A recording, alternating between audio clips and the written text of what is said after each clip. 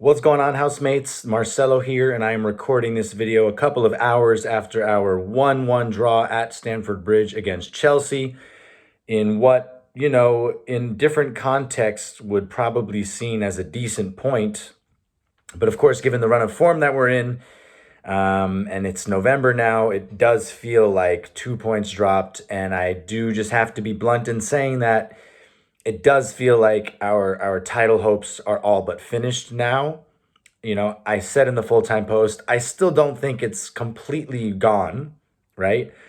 But I do think that realistically, we are now the third team in this title race. It was looking that way a little bit already, but 3 points was the only way that it felt like we were really gonna be able to make up for this poor run of form that we've been on. And you could argue that we deserved the 3 points, but I think that all in all, a draw is probably the fair result for both teams.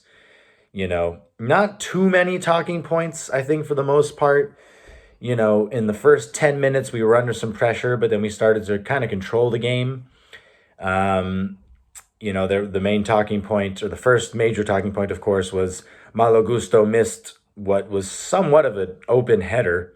Martinelli did really well to apply some pressure on him and, force him to send it over the bar. But we felt like we got away with one there a little bit. And then, of course, we had what we thought was the opening goal, and it would have been so sweet with Kai Havertz being the one to score it. It was a really clever free kick, actually. We caught Chelsea off guard. They were on their back foot, and Havertz applied a really nice finish, but it was pretty clear just from the freeze frame before they even drew the lines that he was offside. So we went into halftime 0-0. It wasn't a concerning half, but we weren't doing too much creatively, I don't think. The second half was pretty good, though, for the most part. I think that we looked more in control of things, and we created a few chances. So the opening goal, Gabriel Martinelli. He likes to score at Stamford Bridge once in a while, doesn't he? So Martin Odegaard, no surprise, right? His first start in over 2 months, and it was him that played a really clever ball over the top. I think it was, Levi Colwill who kept everyone on side. Well, everyone being Saka and Martinelli. Saka left it for Martinelli, and Martinelli finished really well into the near post. You could say Sanchez maybe should have done better, but I think it was a smart finish. And so that was huge, right? Right on the 60-minute mark.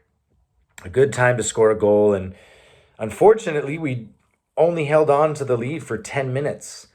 And, credit to Pedro Neto because it was a really good strike. It was low, it was hard. David Raya didn't really have any chance of saving it. You do have to feel like we fell asleep a little bit in that moment. I think that we could have shut him down a little sooner. A strike like that, you got to give it to him.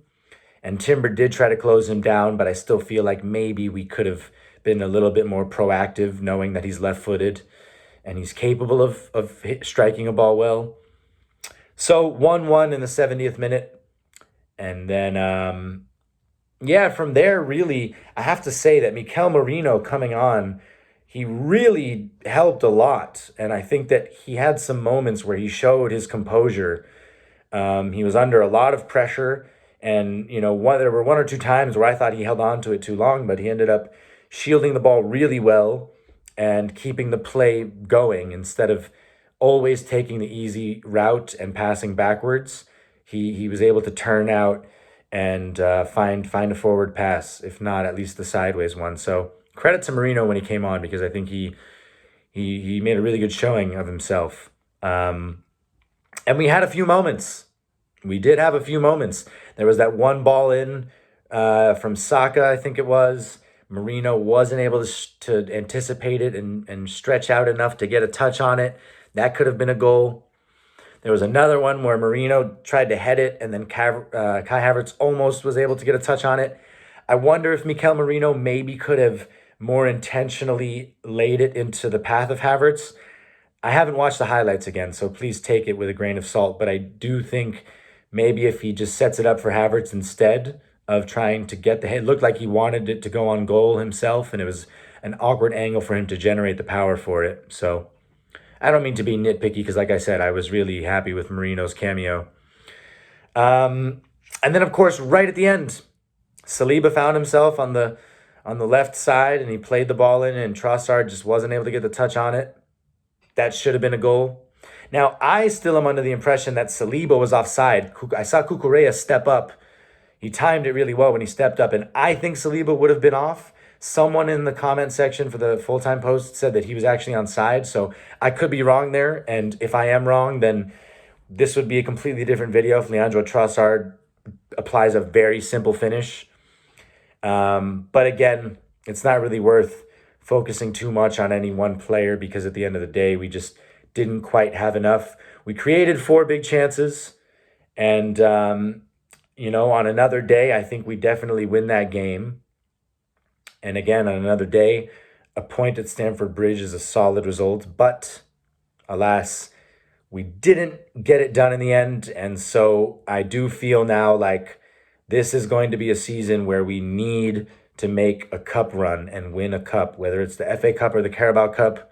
I think those are the 2 more realistic possibilities. But of course, it would be brilliant to win our first Champions League ever. But if I'm being realistic, you know, I think this squad is still somewhat inexperienced in that competition. So I think we're still growing there. I would love at least another deep run, you know, quarterfinals, ideally the semis, but we'll see where our confidence is at as a team by then, you know? And it's a bummer because now we're in another international break and we got to carry this awful feeling of underperforming, or, you know, just we haven't seen us win a big game in a little while now. And that hurts.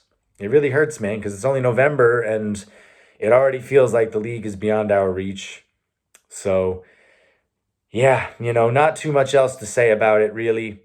But I do have a few of your comments from the full-time post, so I'm going to be going through those. Starting with Glow with Jay. Not over yet. Yeah, bro, just admit you're in delusion. This was a must-win, man. We have a long way to go, to be honest. I don't think I'm in delusion. You know, I think that if we're within 5 points by the end of December, anything's possible still, you know? Yes, we're 9 points behind Liverpool. But again, it's a long season, man. You know, I said that the league is beyond our reach, basically. So I think it's definitely unfair to call me delusional. I think that, you know, anyone who's been following Wenger's house long enough, you'll know that I'm a pretty objective fan. And so I just don't think that it's right to completely say it's impossible now. But again, like I said in this video, it does feel like it is out of our reach, you know, in the sense that we have to be nearly flawless and Liverpool needs to slip up multiple times. City, clearly we can catch because City's lost 4 in a row. It's the first time in Guardiola's managerial career that he's lost 4 games in a row. It's just infuriating. It's so sad that the year that City is now slipping up, we are also just off the pace and we're not looking like ourselves. Now, I want to also say, right, Martin Odegaard has missed 2 months, and this was his first start in over 2 months. So, you know, it's not like our attack was going to immediately gel again, but Odegaard looked pretty sharp at times. I think you could also see moments, especially towards the end, where the fatigue was kicking in. And, you know, I remember one instance in particular where Cucurella really pushed him off the ball with too much ease. But, you know, it'll take a little time for us to gel again now that our main creator, our orchestrator is back in the side. So I agree, we have a long way to go, but the season is long. So we have to hope that we can recover in time. And again, I think our main focus has to be on the cups now. Rev Jackson 77 said, I think the focus should be on the top 4 because I don't see this team winning the league. I think there is still something missing. We controlled the game better when Marino came, which I think that sub should have been made earlier. We are just not there yet. Yeah, I mean, I don't think that we should be worried about top 4. I think top 4 we're definitely going to get. I still think we need to try to aim for second with the hope of maybe sneaking in at the top at the end. Yeah, I agree with you. As I mentioned earlier, I think Marino was huge. And I think, yeah, I agree with you, actually. Maybe he should have come on sooner because he really helped us to dictate the tempo more and slow it down in our favor. But yeah, maybe we just aren't there yet, you know? Again, though, I think that once we have some more minutes under our belt with the full squad available. It's another international break, so we have to hope Calafiori is going to be back very soon. Um, and again, I think Calafiori and Odegaard together is when we're actually going to see Arsenal firing on all cylinders again. Walt Banger said, "We are not in the title race. Too many 3 points turned to draws. Going to need to be near perfect for the next 2-3 months to get ourselves back in the title race. Long odds."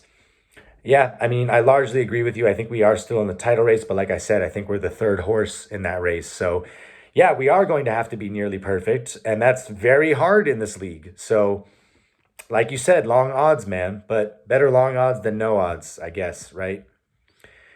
David said, "What a difference Odegaard makes. Everything looked better and more urgent. We created more, but I still feel we lack a sense of urgency when we approach the opposition area. Unlucky to drop points here as we were really the better side. Side note, Chelsea have to be one of the dirtiest teams in the Prem. So many systematic fouls, so much simulation, and yet more double standards in terms of officiating. Not devastated as we chalk off another of our tricky away days. 2 weeks to rest, and hopefully Saka and O will stay at home." Yes, I definitely agree. Odegaard made things tick more urgency. Oh, right, but yeah, there was a lack of a sense of urgency, definitely.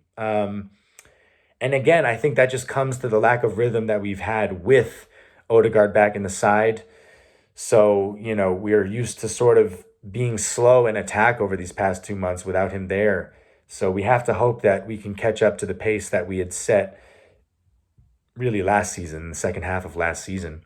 But I agree, there were some very frustrating moments from Chelsea. There were a few moments where they were very, very clever and diving, or they had some fouls that should have been carded. I don't know how Caicedo got away without a card. That's a little bit shocking.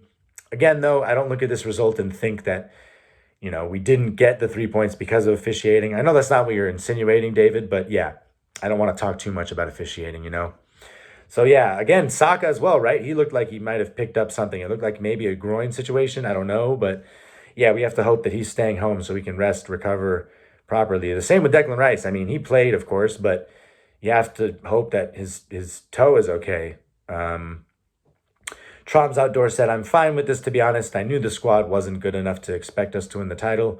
It's a top three race. That's where we are at, and I'm fine with it for now. Maybe we can lower the anxiety levels and get back to playing some good football and maybe snatch a trophy or two." Yeah, I think that this reflects my exact sentiment. Like I was saying, it's a top three race. We want to finish in the top three. I think second place is our most realistic aim right now because City looks vulnerable. Yeah, you're right. It would be great to maybe, now that we know we aren't favorites necessarily, we can try to enjoy ourselves and play with the shackles off a little bit and sort of let loose and look a little bit more like the Arsenal that we have known these last couple seasons. And yeah, we need to win a trophy, man. Especially if we know that we're on the outside looking in somewhat in the league now, Alex said, That was a lively Odegaard injected into a stale side, otherwise attackingly. He was our difference maker today. We're also unbeaten against the top three teams in the table, going away to two of them, but have let leads slip in both. There are some positives for sure, but the little things just aren't going our way this season. It's true, we were seconds away from beating City away with 10 men, and then Chelsea as well. We just couldn't hold on to a lead. So it does feel like things aren't quite going our way. I agree. But yeah, I like that first point you make, though, about Odegaard being the spark in a stale attack, because I think these guys are used to Leandro Trossard being asked to be our creator, and he's just not capable of that. So, I think that it's just going to take time for us to start moving at Odegaard's tempo again. Well said. B. Wentling 14 said, "Another game that we should have walked away with 3 points from, especially after chance at the end. Wake up, it's getting dangerous now." Yeah, we definitely could have walked away with the 3 points.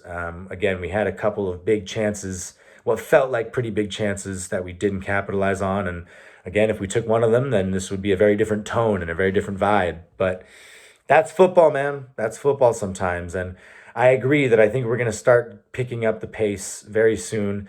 The international break is probably coming at a great time for us, to be honest. Especially, hoping that Saka recovers all right, Rice as well, and like I said, Calafiori.